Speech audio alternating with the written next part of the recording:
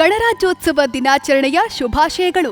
ಶುಭ ಕೋರುವವರು ಮಾದಿನೂರು ಗ್ರಾಮ ಪಂಚಾಯಿತಿಯ ಅಧ್ಯಕ್ಷರು, ಉಪಾಧ್ಯಕ್ಷರು ಮತ್ತು ಸದಸ್ಯರು ಹಾಗೂ ಸಿಬ್ಬಂದಿ, ಕೊಪ್ಪಳ. ಗಣ್ಯಮಾನ್ಯರೇ, ಸ್ವತಂತ್ರ ಹೋರಾಟಗಾರರೇ, ಜನಪ್ರತಿನಿಧಿಗಳೇ, ಅಧಿಕಾರಿಗಳೇ, ನೌಕರಿ ವರ್ಗದವರೇ, ಶಿಕ್ಷಕ ಮತ್ತು ವಿದ್ಯಾರ್ಥಿ ಸಮೂಹವೇ, ಸೋದರ ಸೋದರರೇ ಹಾಗೂ ಜಿಲ್ಲೆಯ ಮಾಧ್ಯಮ ಪ್ರತಿನಿಧಿಗಳೇ, ನಿಮಗೆಲ್ಲ ಈ ಶುಭ ಸಂದರ್ಭದಲ್ಲಿ ಗಣರಾಜ್ಯೋತ್ಸವದ ಆರ್ಥಿಕ ಶುಭಾಶಯಗಳನ್ನು ಕೋರ್ತಾ ಇದ್ದೀನಿ.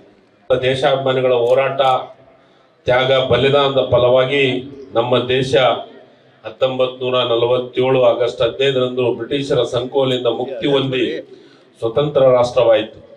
ಸ್ವತಂತ್ರ ಸಂಭ್ರಮದೊಂದಿಗೆ ದೇಶಕ್ಕೆ ಪ್ರತ್ಯೇಕ ಸಂವಿಧಾನ ರಚಿಸುವ ಅಗತ್ಯತೆ ಮನಗಂಡು ಸಂವಿಧಾನ ರಚನೆಯ ಪ್ರಕ್ರಿಯೆಗಳು ಪ್ರಾರಂಭವಾದವು.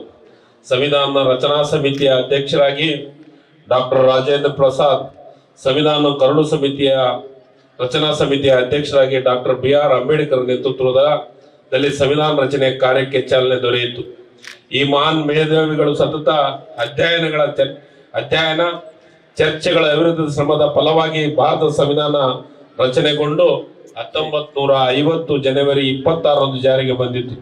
ಭಾರತದ ಗಣರಾಜ್ಯವಾಗಿ ದೇಶದೊಳಗಿದ್ದ ಎಲ್ಲ ರಾಜ್ಯಗಳು ಸಂಸ್ಥಾನದ ವಿಲೀನಗೊಂಡು ಕಾಶ್ಮೀರದಿಂದ ಕನ್ಯಾಕುಮಾರಿವರೆಗೆ ಏಕ ಸಂವಿಧಾನದಡಿ ಬೃಹತ್ ಗಣತಂತ್ರ ಭಾರತವಾಗಿ ನಮ್ಮ ದೇಶ ಉದಯವಾಯಿತು. ಭಾರತೀಯ ಸಂವಿಧಾನದ ಪ್ರಸ್ತಾವನೆ ಪ್ರತಿಯೊಬ್ಬ ನಾಗರಿಕನಿಗೂ ಮಾರ್ಗದರ್ಶವಾಗಿದೆ. ಪ್ರಸ್ತಾವನೆಯು ಭಾರತೀಯರಾದ ನಾವು ಎಂಬ ಪದಗಳಿಂದ ಆರಂಭವಾಗುತ್ತದೆ. ದೇಶದ ಪರಮಾಧಿಕಾರ ಜನರಲ್ಲಿ ನೆಲೆಸಿದೆ ಎಂಬುದನ್ನು ಸ್ಪಷ್ಟಪಡಿಸುತ್ತದೆ ಹಾಗೂ ಮೂಲಭೂತ ಹಕ್ಕುಗಳು ಮತ್ತು ಮೂಲ ಆಗಿವೆ.